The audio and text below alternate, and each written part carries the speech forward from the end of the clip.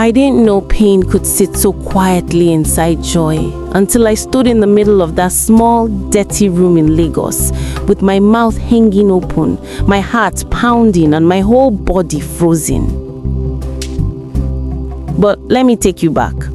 This story didn't start in Lagos. It started in our village, Omweke, with a dance, a bottle of malt, and a man named Chijioke. My name is Isioma. I was 21 when I got married. I lived with my mother and my two younger siblings, Uju and Somadina. We didn't have much. My father died when I was 12. Since then, my mother did her best, selling firewood and bitter leaf at the market. Most days she came home too tired to speak, but she never stopped praying for us. We were poor, but we were alive. That was enough, or so I thought. Then Chijioke came into the picture. He wasn't from our village, but he had a cousin there. He came for Christmas and stayed through the New Year. He was taller than most men I had seen, had a deep voice, and wore clothes that didn't look like they came from anywhere around here. His wristwatch alone looked like something from a movie. Every time he entered a compound, people greeted him like a king. They said he worked in Lagos with big men. They said he lived in a flat and drove a fine car. He noticed me during the church carol service. I was helping to arrange the chairs and pass out zobo when he asked for my name. I blushed and told him. From that day on, he was always around. He came to my house with crates of soft drinks, biscuits for my siblings, and 2,000 naira for my mother, just like that. My mother smiled like never before. She started calling me our breakthrough. At first, I told her it was too fast. Mama, we don't know this man well, I said. Do you know where food will come from tomorrow? She asked me back. God has sent a helper. Don't chase him away with suspicion. That was how it started. Chijioke treated me like a queen. In the village, he would call me his Lagos madam. He took me to Owerri for suya and ice cream. That was my first time seeing a mall. He told me I deserved more, that soon I will be dressing like all those women in Instagram pictures. When he came for the formal introduction, my mother knelt down to thank him. People came and danced. Nobody asked too many questions. Why would they? We had never seen anything like it. But there were red flags. Small ones, but they were there. His house in the village was just Toki. 2 rooms with a parlor. It wasn't cemented outside. Just bare blocks and a zinc roof. No painting. He said he hadn't had time to renovate it. Sometimes he borrowed my mother's phone to make calls. His own phone was fine, but he said he didn't want to use his credit. I thought it was odd. Other times, when I asked to see his house in Lagos before the wedding, he'd say, "You will see it after. It will be a surprise." And then there was money. He flashed money, but didn't spend too much. He brought drinks for the introduction, yes, but my uncles paid for the chairs and canopies. He said he was handling bigger things for the real wedding. Isioma, he told me one night when we sat under the mango tree near my house, "You are not just a wife, you are my destiny. I will take you to places you've never dreamed of." I believed him.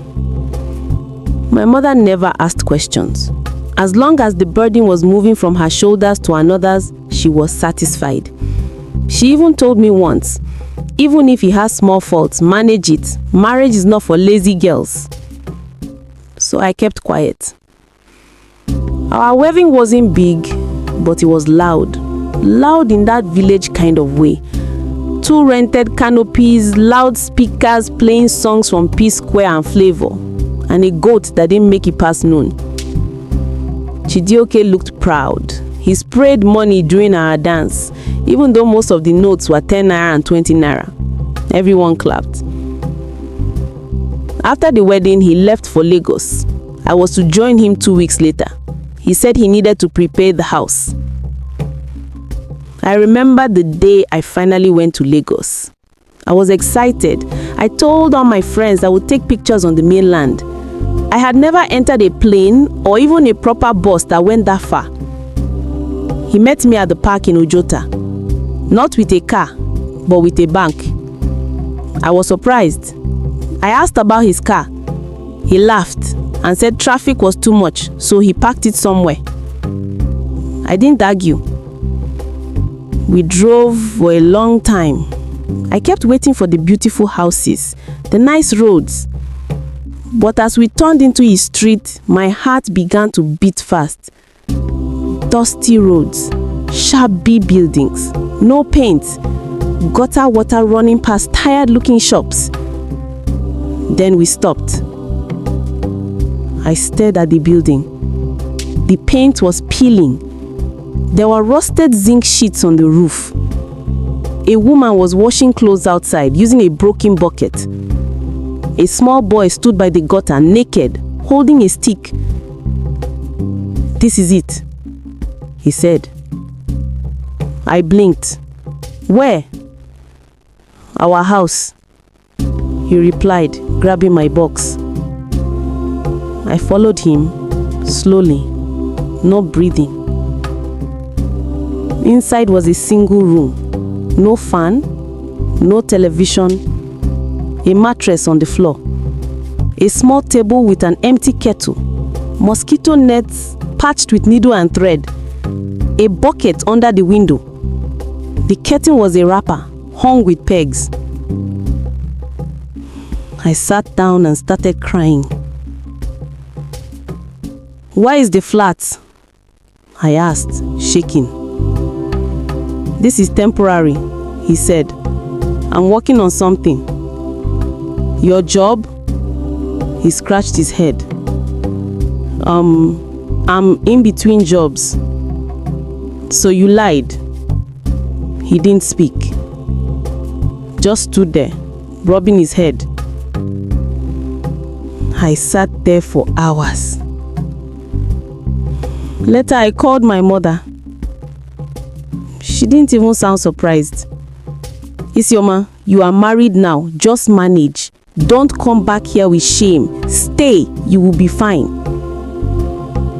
I wanted to scream, but I didn't. That night, I lay beside Chijioke on the thin mattress. I couldn't sleep. I stared at the ceiling and wondered what else he had lied about. But the truth, I had walked into it with open eyes. I ignored the signs. I believed what I wanted to believe. My mother wanted the burden gone. I wanted a new life. Now I was here. This was just the beginning.